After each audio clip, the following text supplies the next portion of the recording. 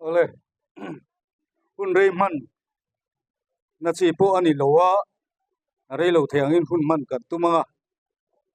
lung phun kan hong do na pathian thu voine kan thu pui in hana hi kan chiar chok du ani Samuela zolni Samuela pakhatna bung sari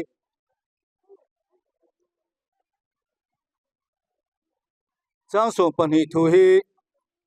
lo ngai thang u pathian thu ngai thang chu ti chuan Samuel a chuan lung ala a mispe le sen inkara chuan aphuna hele chen hi lalpan min pui ani tin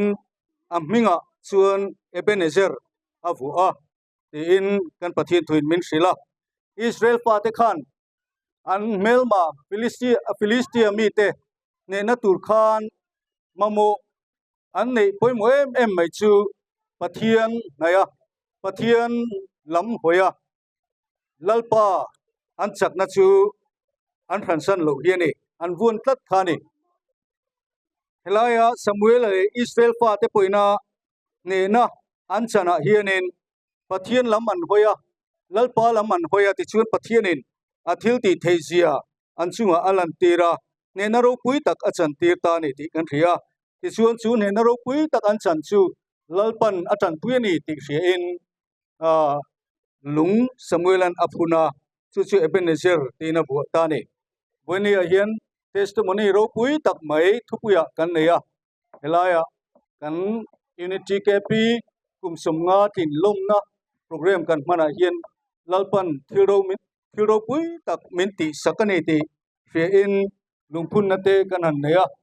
lungphun kan han tia tunla chuanin abela kan han bel te po ani amai ro chu hei hriat rengna lungphun ani boini a hian lalpan kan unit kumsumnga chunga min hruaina ro pui tak kan chan hi theil thei kan ni lo he lungphun mang hian kan tu le fa thang le thar he unity kp a lo la om zel tu ten he lungphun mang hianin pathianin hero pui tak min ti sakani ti hi an la ron khechun chunjom zel do na he lungziak an hu piang kian pathian thil ti theizia pathian ro pui zia atharin an ron khia in an ron muthar zel do na ni chu apoi moe emaya kan lungphun hi alu in kan tan apoi moe emani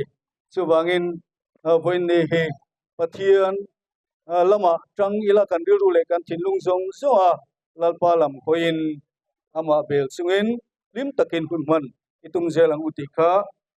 ma inka soi be du lok ani chuan lungphun kan hong do na nga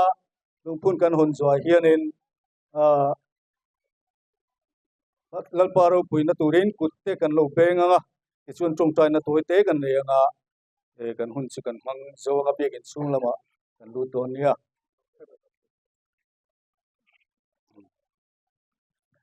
ole tuna hian he Henzol unity kp pathianin kumsomnga chung min hruaina le min om puina te kan ta na thil ro pui tak min ti sak zong zong te hrenengin chumi kan hreneng ani ti en ti nan le lalpa ro puina turin he lungphun hi pa le fa pa le tharau thiang lim hingin lom takin ka honge